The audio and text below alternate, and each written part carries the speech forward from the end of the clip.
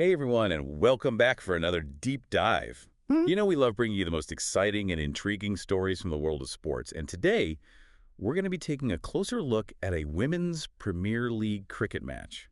Sounds fun. It is. This one's got all the drama, the tension, the unexpected twists and turns that keep you on the edge of your seat. Hmm. We're talking about the clash between the Delhi Capitals women and the Royal Challengers Bangalore women. Oh, yeah, I remember this one. This was a big game for both teams. It was. Yeah. And, you sent over some amazing coverage of the match, so Yeah. we really appreciate that. It gives us so much to unpack and analyze. My pleasure. Always happy to provide the fuel for these deep dives. Well, you definitely gave us some high-octane fuel this time. This wasn't just any match. Right. This was RCBW's last home game of the season. Oh, wow. So the stakes were already pretty high. They were. And to add to the pressure, they were coming off a string of losses at their home ground, the Chinnaswamy Stadium. Okay, so not exactly the ideal scenario for the defending champions. Mm-hmm. Not at all. They were desperate for a win to turn things around and boost their confidence. I bet the atmosphere at the stadium was electric. I can just imagine the crowd's anticipation. Oh, it was incredible. Yeah. The RCBW fans are known for their unwavering support, and they really brought the energy that day. So let's rewind to the beginning. What happened at the toss? Well, unfortunately for RCBW, their luck didn't change. They lost the toss for the fourth consecutive time at their home ground. Oh no, really? 4 in a row? That's got to be tough on the team's morale. It definitely doesn't help. Yeah. And it meant that DCW got to choose whether to bat or field first. And what did they decide? They chose to field, which actually has been a bit of a trend in this tournament. Interesting. Why do you think that is? Well, it seems like teams prefer chasing a target rather than setting one. It might give them a psychological advantage knowing exactly what they need to do to win. That makes sense. So before we dive into the action itself, I just wanted to mention that the commentators for this match were Anjum Chopra and Mithali Raj. Oh, wow. Two legends of the game. That's quite a commentary duo. It is, and they provided some great insights throughout the match. What were their thoughts on the pitch and conditions? They pointed out that the pitch was expected to be on the slower side, which generally favors the bowlers. They predicted a par score of around a 150. Okay, so a challenging pitch for the batters. Yeah. Anything above 150 would be a tough chase. Exactly.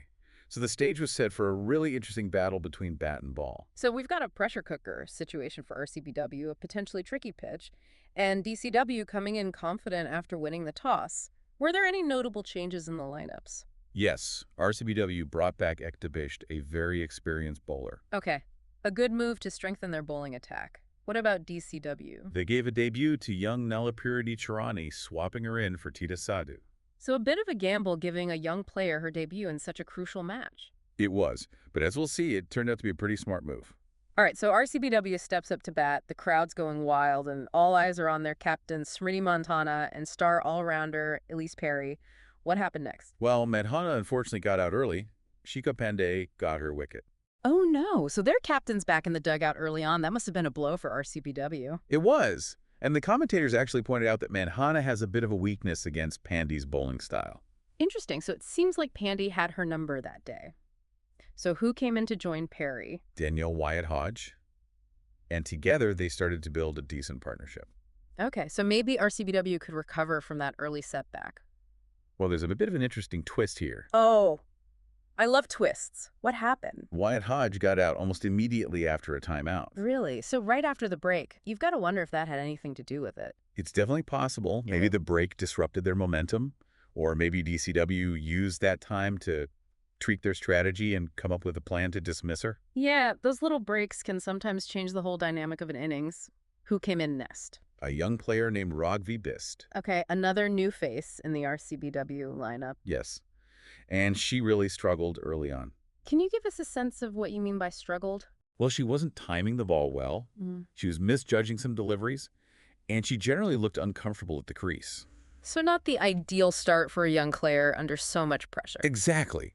And of course, this put even more pressure on Elise Perry to try and score quickly and make up for the lost wickets. So did Perry rise to the occasion? She did. She ended up carrying the innings, scoring a well-played 60 runs.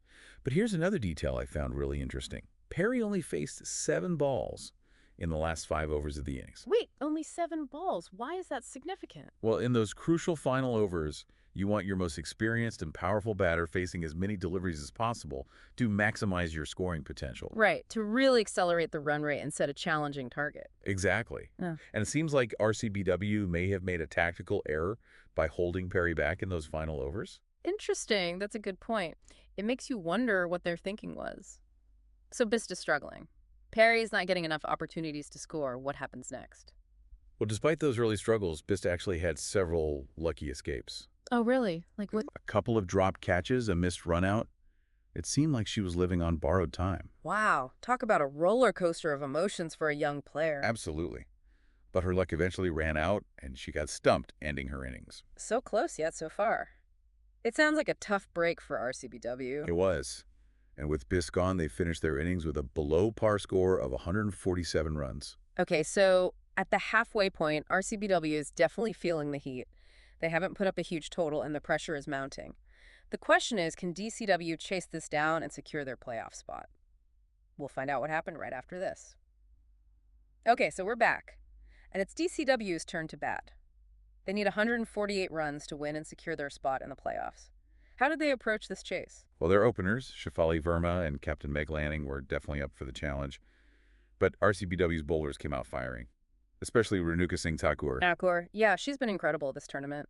I've been so impressed by her swing and accuracy. How did Lanning fare against her? She really struggled with Thakur's in-swinging deliveries. You know, those ones that move in towards the batter. She couldn't seem to get her timing right and ended up getting out fairly early. So that put even more pressure on young Shefali Verma to lead the chase. It did, but Verma thrives under pressure. That's what I love about her. She's fearless, always entertaining to watch. Did she come out swinging? Absolutely. Oh. She was smashing boundaries from the get-go. She was determined to take the attack to RCBW. I bet the crowd was loving that. So, despite losing Lanning early, did DCW make any tactical changes? They did. They promoted Jess Jonason to number 3 in the batting order. Oh, really?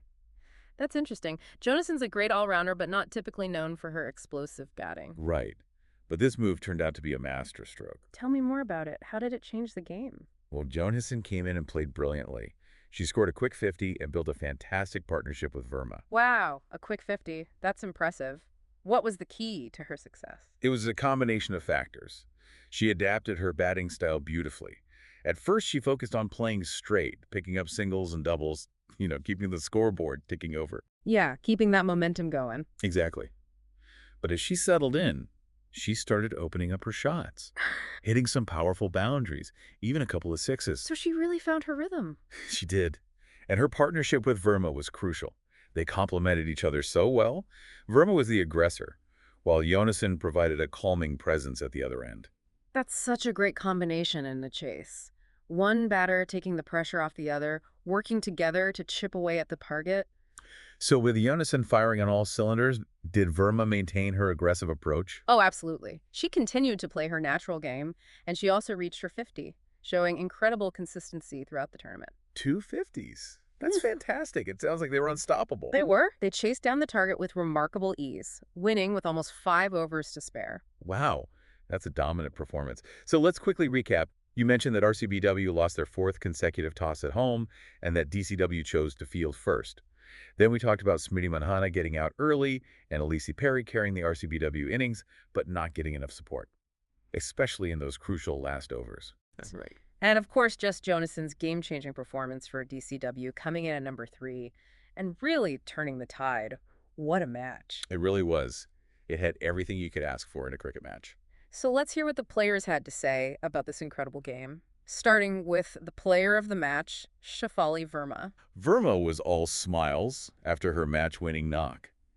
She talked about the importance of staying calm under pressure and capitalizing on any loose deliveries. She seems to have a really mature head on her shoulders, Yeah. especially for someone so young. She does. And she's got a bright future ahead of her. What about Meg Lanning? I'm sure she was disappointed to get out early, but how does she feel about the overall team performance? Yeah, I'm curious to hear her perspective. Well, despite her early dismissal, she was full of praise for her team.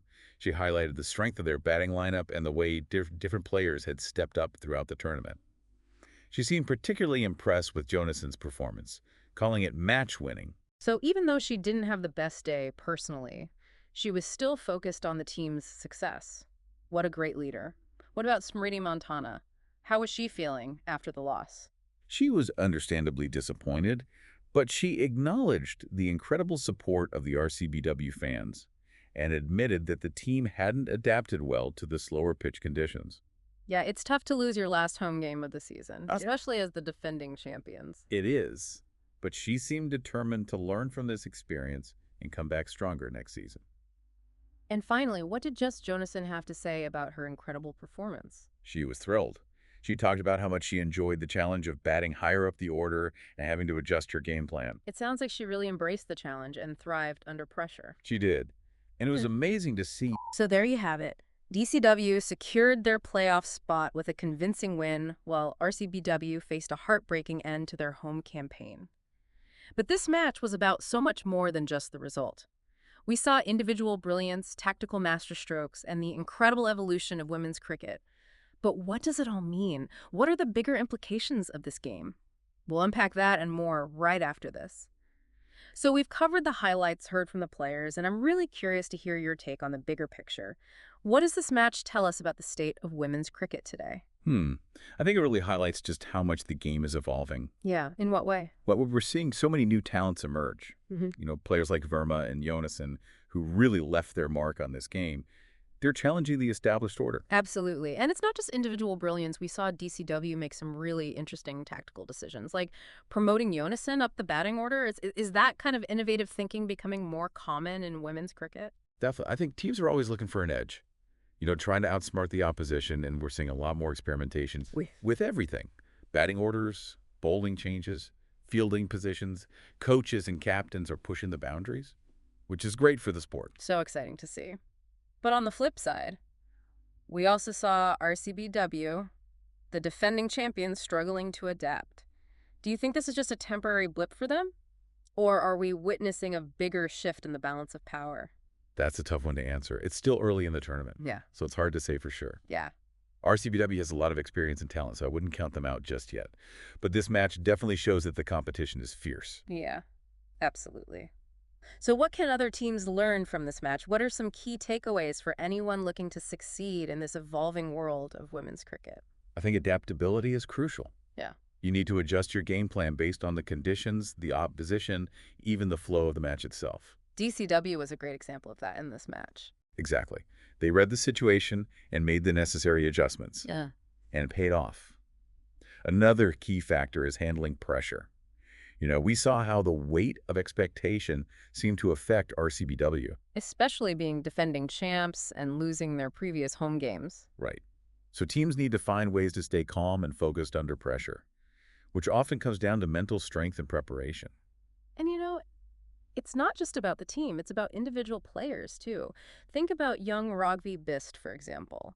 Can you imagine the pressure she must have felt walking in with the team struggling, having those near misses, and then ultimately getting out? Yeah, it's a lot to handle emotionally. Yeah. Especially for a young player. Absolutely. So after diving deep into this match, what's the one thing you want our listener to walk away with? I want them to see that women's cricket is a sport on the rise. It's dynamic, exciting, full of surprises. We're seeing incredible skill, strategic innovation, and fierce competition. Couldn't have said it better myself. And as we've seen today, even when the odds seem stacked against you, a few brilliant plays, a bit of luck, and the right mindset can completely change the game. Absolutely. And that's what makes it so captivating. So true. Well, that wraps up our deep dive into this thrilling WPL match. Thanks so much for listening. And as always, we'd love to hear your thoughts. So feel free to share your comments and insights. Until next time, keep exploring, keep learning, and keep diving deep.